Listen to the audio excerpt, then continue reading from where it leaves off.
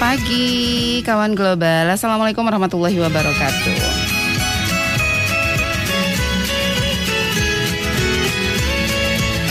Pagi hari ini saya Kika Ataya hadir ke tengah ruang dengar Anda, menemani Anda dalam program Bincang Global untuk edisi hari ini 29 September 2021. Apa yang akan kita bahas di Bincang Global kita kali ini? Impor barang kiriman luar negeri dan registrasi IMEI. Mungkin banyak yang sudah mulai bertanya-tanya, apaan ya?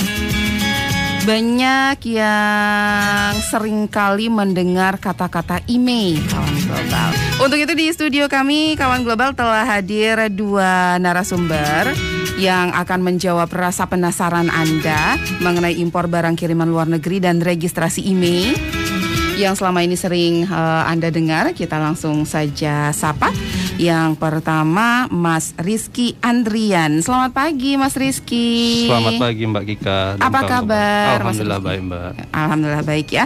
Mas Rizky sendiri kawan global, beliau adalah pemeriksa bea dan cukai ahli pertama. Ya, betul. Nah, nanti kita tanya-tanya apa sih yang dikerjakan Mas Rizky gitu ya. Nanti kawan global ya. Ditemani pula oleh Mas Ambrosius Dwi Hasmartanto. Mas Ambro, apa kabar? Baik Mbak Kika, selamat pagi. Selamat pagi. Mas Ambro sendiri kawan global, beliau adalah pemeriksa bea dan cukai ahli pertama. Nah, topik kita sekali lagi, impor barang kiriman luar negeri dan registrasi ini. Untuk Anda nantinya yang ingin bertanya, nanti akan kami berikan kesempatan untuk Anda kawan global sekali lagi bertanya di 087865110035 atau di 081339909670, baik melalui telepon, SMS ataupun WhatsApp. Kami nantikan Anda sampai pukul 10.30 WITA. Untuk talkshow kali ini Anda juga bisa dengarkan melalui streaming kami di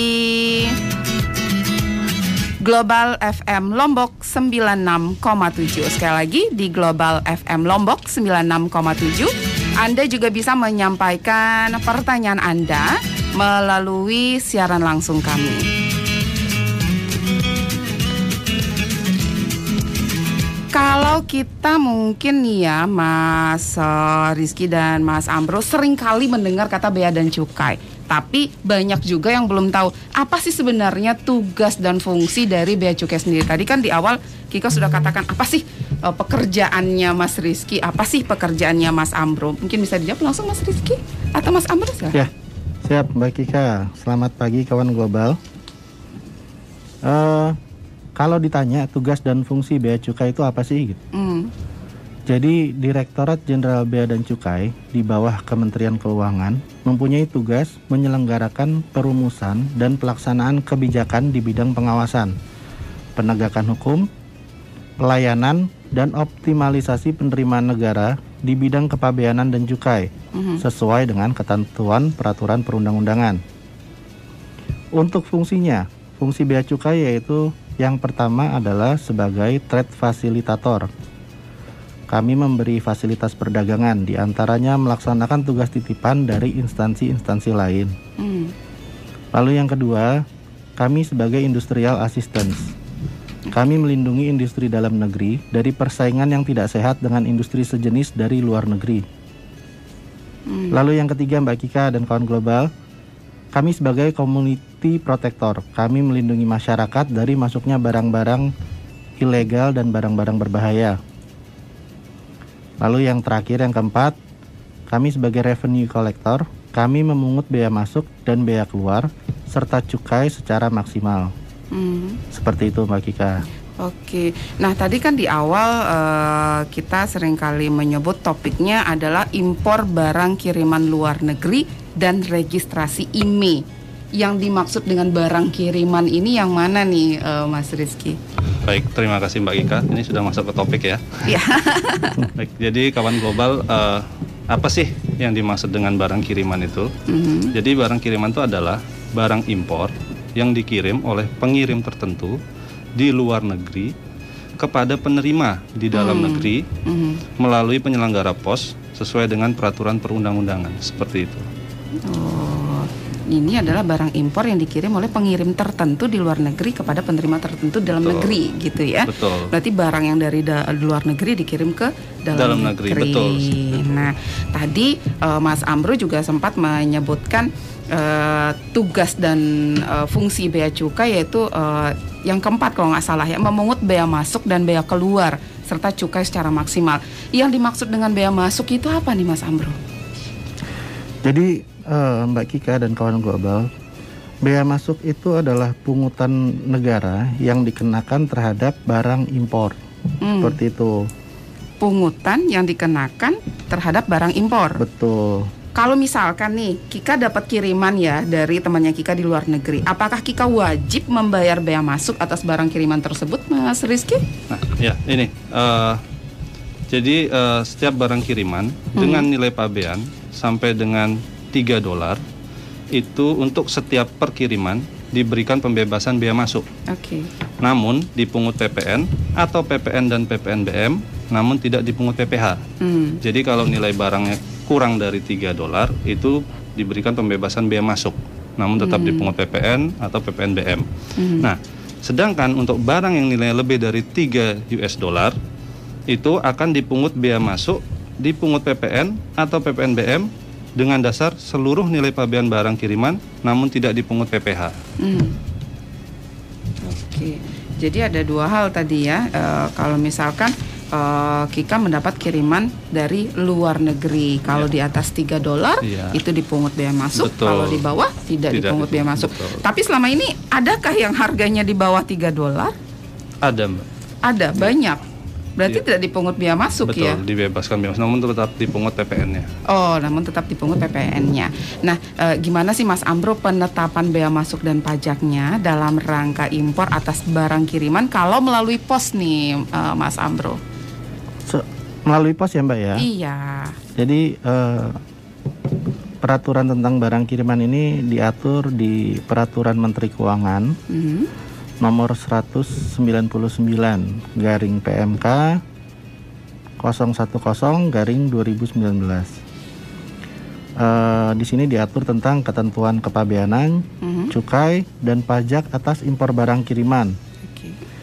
Di sini berlaku ketentuan bahwa pejabat bea dan cukai menetapkan tarif dan nilai pabean serta menghitung bea masuk dan pajak dalam rangka impor yang wajib dilunasi atas barang kiriman melalui penyelenggara pos. Lalu tadi sudah disampaikan juga sama Mas Rizky bahwa barang kiriman yang diimpor untuk dipakai dapat diberikan pembebasan bea masuk dengan nilai pabean paling banyak freight on board $3 per penerima perkiriman. Seperti itu. Per penerima perkiriman ya. Nah, kalau sekarang kan sudah zamannya semua online ya Mas Rizky ya. Terus kalau yang dari dalam negeri nih, sesama dalam negeri misalkan dari luar kota nih ke Lombok dan lain sebagainya, itu kalau kita mau tahu status barang kiriman kan bisa nih ya, ada ininya dari aplikasi tertentunya ya. Betul. Nah, kalau status barang kiriman yang dari luar negeri gimana cara taunya nih Mas Rizky? Baik, jadi apabila kawan-kawan global membeli barang atau mendapat kiriman dari luar negeri, untuk tracking ya berarti untuk mengeceknya itu bisa melalui laman yaitu www.beacukai.go.id/barang kiriman. Atau dapat menghubungi hotline kantor kami, kantor Bea Cukai Mataram di nomor WA 081 807 945 000. Seperti. Berapa nih pajak yang dikenakan nih Mas Amro? Nah, ini kalau di ketentuan barang kiriman terhadap barang kiriman ini bea masuknya itu berlaku single tarif 7,5%. Tetapi ada pengecualian terhadap komoditas tertentu, seperti buku. Di buku ini dalam hal memenuhi ketentuan buku ilmu pengetahuan, kamus dan segala dan seperti itu dibebaskan biaya masuknya 0% jadi kalau tarifnya. untuk buku 0%. Betul, buku 0%. Lalu terhadap barang tekstil, nah ini di sini berlaku tarif biasa Mbak, jadi nggak di luar single tarif 7,5% ini biaya masuknya. Itu range-nya mulai dari 10.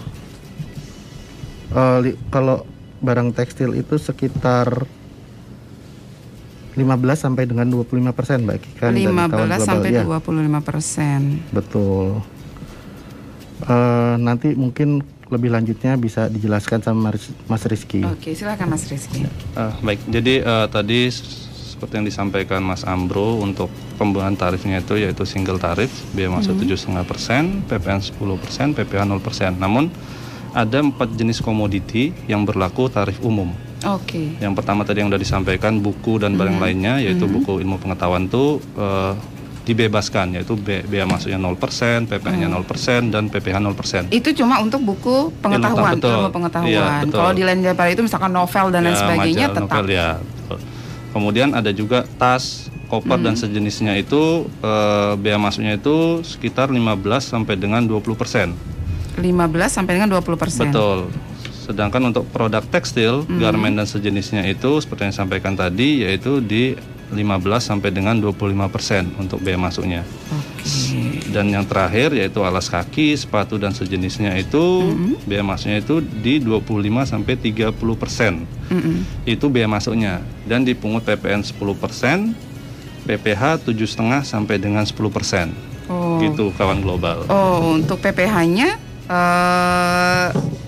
tadi yang pertama ini bea masuknya 7,5%, PPN 10%, PPH 0%. Tapi kalau untuk alas kaki khusus gitu? Untuk yang tiga ini? Tas, produk tekstil, sama alas kaki. Alas kaki. Situ ada dipungut PPH-nya. Baik, ada dipungut PPH-nya. Jadi dicatat kawan global ya, ada PPH untuk tekstil, tas, koper dan lain sebagainya, juga alas kaki ya. Betul. Entah itu sepatu, sendal dan sebagainya dipungut PPH. Nah, kalau untuk kalau barangnya buku, tas, sepatu atau pakaian, ini pajaknya ini berapa nih? Ya, jadi seperti ini Mbak Kikan. Jadi pertama dinilai, kita lihat nilai freight on board-nya berapa sih gitu. Oke. Ya. Jadi dari nilai freight on board itu untuk buku, tas dan sepatu dan barang tekstil ya, itu dari nilai freight on board itu akan dikalikan kurs dulu pertama. Oke, dikali kurs dulu. Ya, kurs yang berlaku. Lalu setelah didapat nilainya dalam rupiah, dikalikan dengan tarif bea masuk yang berlaku terhadap 4 komoditi tadi ya. Oke. Nah, dari situ didapat nilai ininya. Nilai pajaknya ya? Ya, itu untuk nilai bea masuknya. Nah, nilai nanti bea masuknya. betul. Nanti nilai freight on board ditambahkan dengan nilai bea masuk, baru dikalikan dengan PPN-nya dan PPH-nya. Nanti didapat pungutan yang harus dibayar oleh kawan-kawan global. Iya. Oke, jadi bisa hitung-hitung sendiri nih kawan global, gampang semuanya. Baik, 96,7 Radio Global FM Lombok, kawan global, silakan untuk Anda ingin bertanya, kami nantikan Anda di 0878651935 atau bisa juga melalui 081339990670 sampai tuntas nanti pada pukul 10.30 Wita. Jangan kemana-mana, tetap di 96,7 Radio Global FM Lombok. Kami akan kembali setelah kita simak yang satu ini.